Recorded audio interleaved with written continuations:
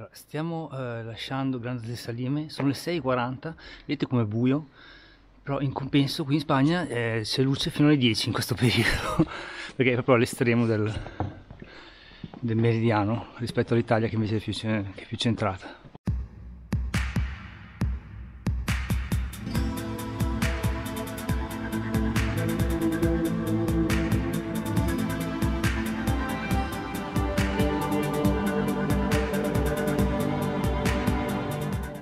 Il pellegrino bionico fatto con parti di trattore e di altri attrezzi agricoli. Ok, sto usando l'HDR, non c'è tutta questa luce. Qui lasciamo l'asfalto per un po'. Qui Giulia è andata, in realtà è buio, ancora buio. C'è un pezzettino adesso sullo statale, ma non deve essere lungo come quello di ieri, che in alcuni punti si può camminare a lato, però poi quando c'è il guardrail a volte tocca proprio stare sulla strada. Vabbè dai, si fa. Oh, è uscita finalmente la luce alle 7:15 circa. Non è bellissimo dover agguzzare ogni volta la vista per cercare i segnali, sì, oppure usare il tasto GPS. Però più avanti dove c'è un tumulo con dei pittogrammi, c'è una piccola deviazione da fare dal cammino, però vediamo di farla.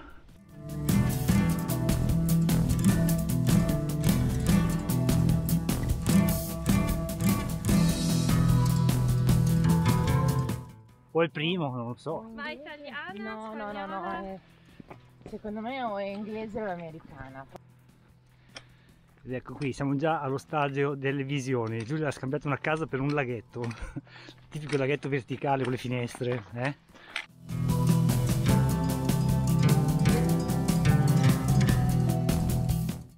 Qui siamo a Castro, abbiamo appena passato l'albergue juvenile, c'è la cappelletta ma non c'è il seglio, non c'ho voglia di entrare all'albergue a chiedere il seglio, tanto andiamo dritti. Finalmente il sole è pieno e c'è tutta la luce che volete. Anche oggi su e giù per i crinali delle colline arriveremo anche a 1000 metri di altezza sotto le pale eoliche di nuovo.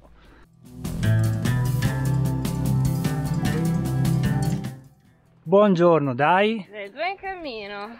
Oggi sesta tappa del cammino primitivo. Lei fa così perché siamo già a metà del cammino, noi lo facciamo in 12 giorni, 12 tappe, siamo a metà. E per cui oggi andiamo da Grandas de Salime a Fonsagrada. Sono 800 metri circa di salita e qualcosa di meno, qualcosa di più di discesa.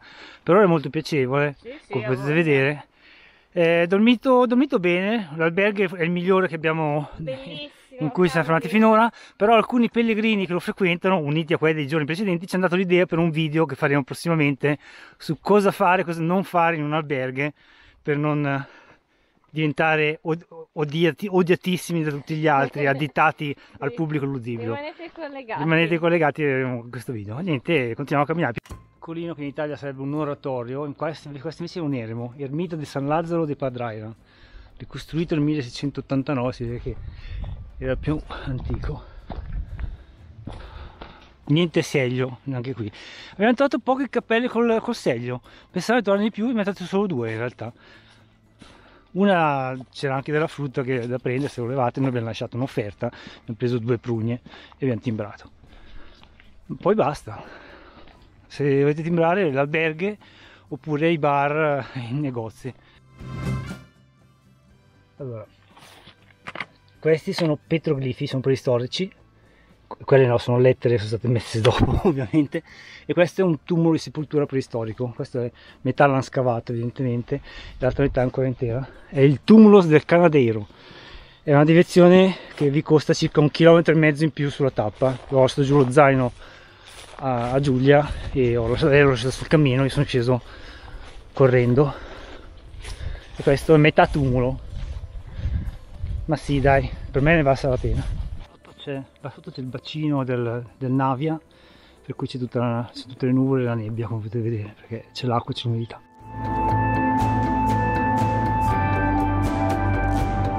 Allora, per ora dovremmo aver lasciato l'asfalto perché la strada è molto più in basso e camminiamo sopra in questo bel sentiero. Sopra di noi le pale eoliche onnipresenti in Spagna e via, si prosegue. Siamo a 15 km da Fonsagrada. Ma che bello, siamo ancora belli alti, siamo a circa 1000 metri d'altezza. Che bei colori, qua ci sono sempre questi bei fiori che ti accompagnano. E oggi si entra in Galizia.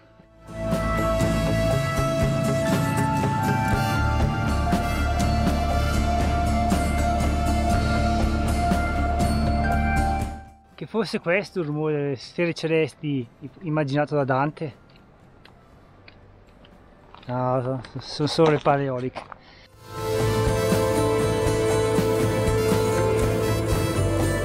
Salita, si ricorda Canto Pellegrino, Giulia, e qui le pale. Non c'è tantissimo vento, però girano forte, si ricavano un'ottima efficienza. Hanno dei cuscinetti oliatissimi. Siamo sulla cima del parco eolico e adesso stiamo scollinando e scendiamo dall'altra parte. Ci mancano ancora 12 km, per cui è ancora una bella distanza, però il grosso della salita l'abbiamo fatto, rimane un po' più di 100 metri di salita da fare, 120, per la gioia di Giulia.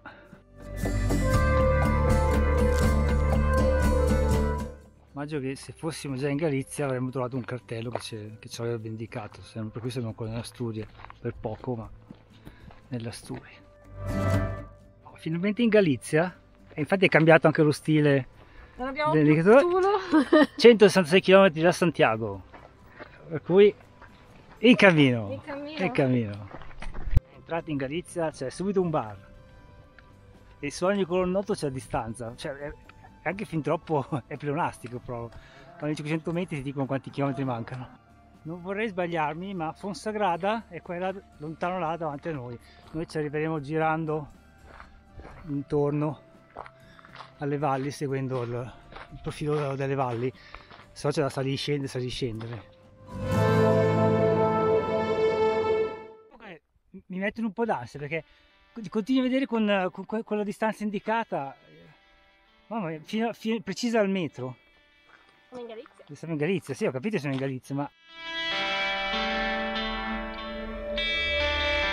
la differenza fra i Mojon dell'Asturie e della Galizia è che nell'Asturie la direzione da tenere era data dalla parte piatta della concia, della conchiglia, per cui nell'Asturie noi avremmo dovuto andare di qua, mentre in Galizia, vedete la freccia, in Galizia la direzione è indicata dalla parte con i raggi della conchiglia di San Giacomo, per cui bisogna prestare attenzione. In realtà adesso è cambiato di nuovo, adesso è di nuovo la direzione da tenere dalla parte piatta, cioè hanno montato male le piastrelle così a caso, vabbè, vedremo più avanti. Lui ci tiene a farci sapere che siamo a 162 km e 591 metri da Santiago de Compostela, nel caso ci fossimo dimenticati della distanza precisa. Dai, tanto per non mandare in confusione la gente, adesso di nuovo ha cambiato verso, adesso di nuovo i raggi del ventaglio bisogna seguire. Qui dipende se Pedro, quello che li ha posizionati, si è alzato col piede destro o il piede sinistro dal letto. Infatti là ha cambiato di nuovo, o li alternano, o forse sono alternati, uno e uno, ma vabbè. Siamo a Fonfria e questa è una fonte, sarà anche fria? L'acqua ce l'abbiamo ancora però. Adesso le misuro, adesso le misuro.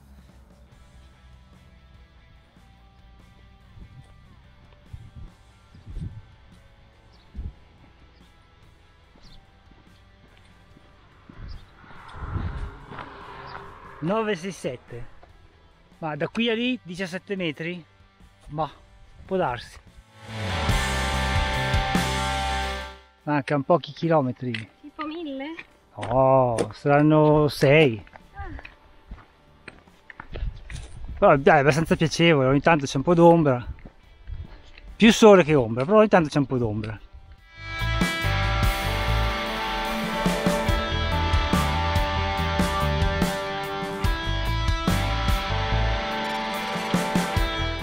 Noi siamo scesi da quelle colline con le pale eoliche, o da qualsiasi collina con le pale eoliche che voi vediate da queste parti.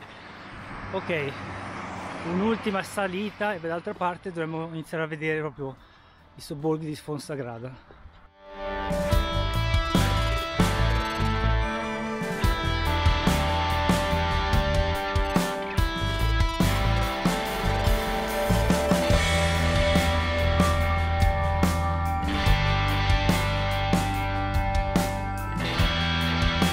Mi ricorda tanto l'arrivo a Campagnano di Roma sulla via Francigena, che noi si camminava sotto e sopra la rupe c'era questo paesino, che ovvio Campagnano di Roma è molto ma molto più bello di Fonsagrada, quello era un paesino medievale, tutto abbagliato sulla rupe, tutto in case con le mura in pietra antiche. Questi sono tutti condomini, va bene, però ormai siamo arrivati, c'è un'ultima salita da fare verso il paese. Una bella salita per arriva a Fonsagrada, però il segreto è girarsi e guardare in basso, così vi sembra che state facendo una discesa, no? Non vedete come funziona? No, vabbè, saliamo.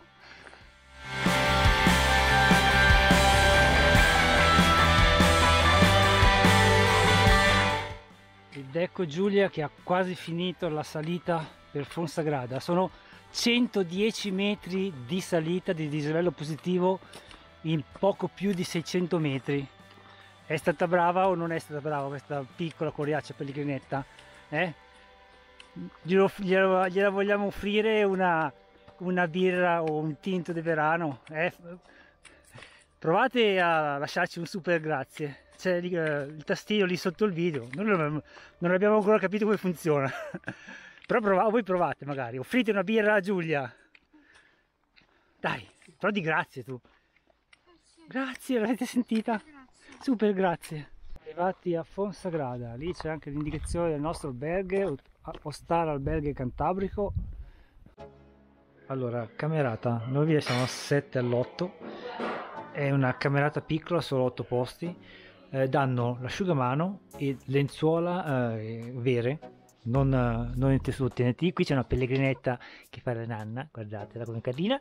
Va bene, seconda cena in ospitale, sempre pasta, però questa volta variamo il menù. Ci sono i pomodori freschi, insalata, il pane, il formaggio di capra, c'è il vino. Buon appetito! Questo qui è il terreno dell'alberghe dove si può venire a stendere i panni. No, tutto bello, solo che ci sono questi 4 cagnolini, il terzo lì, che accidenti oggi erano qua al sole sotto le pietre. Ciao piccolini, guarda come sono amichevoli. Ciao, ciao! 3 da caccia e un bigo, ma cosa ci fai tu assieme a questi da caccia? Praticamente questo è l'unico spunto artistico di Fonsagrada, la fontana, perché è veramente brutto ragazzi come paese. C'è qualcosina di pietra restaurata, ma tutto il resto sono condomini anni 70.